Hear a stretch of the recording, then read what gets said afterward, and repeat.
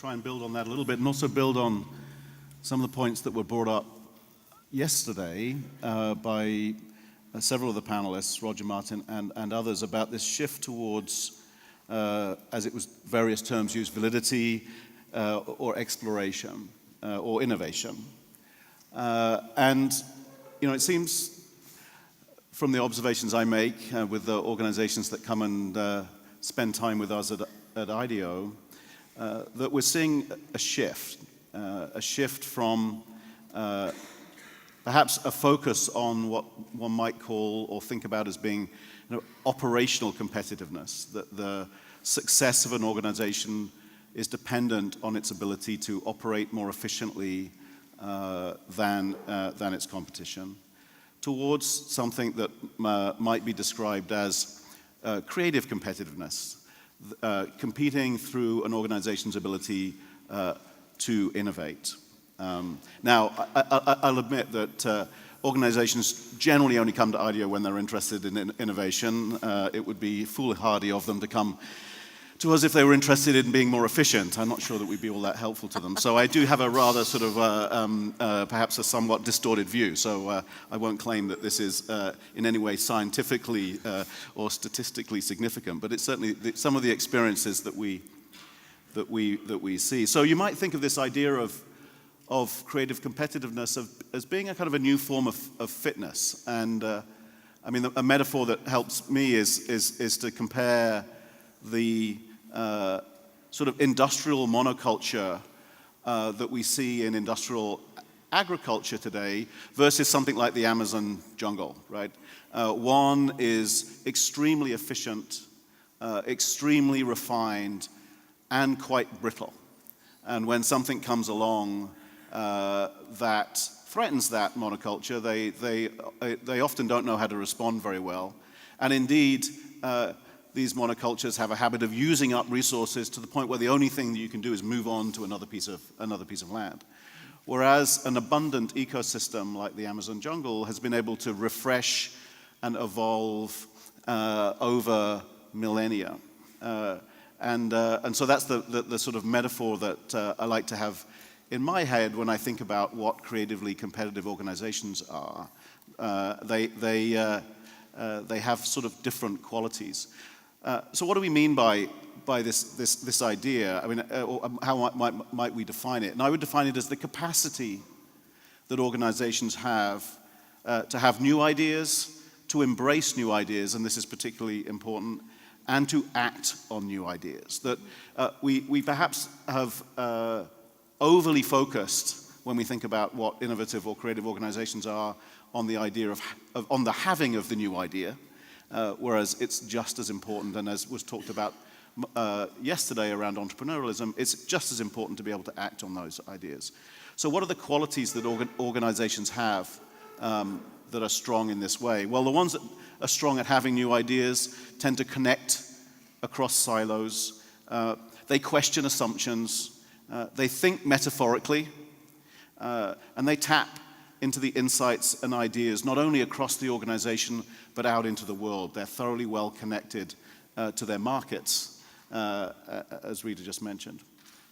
Those that embrace new ideas effectively are curious. They also know their customers. They tell stories, and they're persuasive, and they collaborate, both, again, inside the organization and outside. And those that act on new ideas effectively, they experiment to learn. They iteratively reduce risk, as Alex was telling us about yesterday. They learn from their customers constantly. They deploy resources cleverly, and they make their ideas concrete and tangible so that they can evaluate them. So these are some of the qualities that we see in these creatively competitive organizations. They're also moving from a state where perhaps planning is the mental model to one where it's about navigating ambiguity. As I've already said, they're shifting from a focus on efficiency to one that's on abundance. And they are less focused on governing from a leadership standpoint and more focused on nurturing. And we've noticed that leaders who are focused on nurturing in one of these creatively competitive organizations, and this could be a government department, doesn't have to be a business, have some different qualities as leaders, and that's where I wanted to spend the focus of my time this morning. And that leadership in this environment, again, to use another metaphor, I apologize, but as a designer I like metaphors. To use a metaphor is more like a dance than it is a role. It's a dance between different stances, different positions that leaders take up when they're effectively unlocking the potential of their organizations. So there is certainly some amount of time that's spent in the traditional sense we have of leadership, which is leading from the front. But effective leadership from the front in these kinds of organizations is more like being an explorer than being a general. It's more about asking the questions about where should we go, where might we travel, where might we explore, than it is to deliver a set of instructions that define exactly where the organization might go. And so questions that give directions and not solutions. And so to give you an example of that, an organization that you may not have heard of, but is the fastest growing and now largest company in Peru, run by a leader that I like very much by the name of Carlos Rodriguez Pastor. The company is called Intercorp. And they currently account for about 3% of the GDP of Peru, so they're quite a decent-sized organization. And he has a range of businesses, shopping malls, supermarkets, cinema chains, banks, started off as a bank. But his purpose is to unlock the potential of the emerging middle class in Peru. And because of that, he wondered about education. And so he asked the question, how might we create a school system that is excellent, scalable, and low cost, and set a team off to explore that, and has now resulted in a new school system in Peru that so far has built 35 schools. Its attainment in national kind of academic tests is three times higher than that of the national standards, and every school is sold out, as it were. They're private schools that cost $100 a month, so they're quite inexpensive, sold out before the schools are built. And in fact, he now has a strategy where when he builds a new shopping mall, his anchor tenant, instead of it being a department store, is now the school, because it brings employees as well as consumers. So he asked a question that set a business off in a really interesting direction. But these leaders also lead from behind by setting the conditions for creativity to flourish.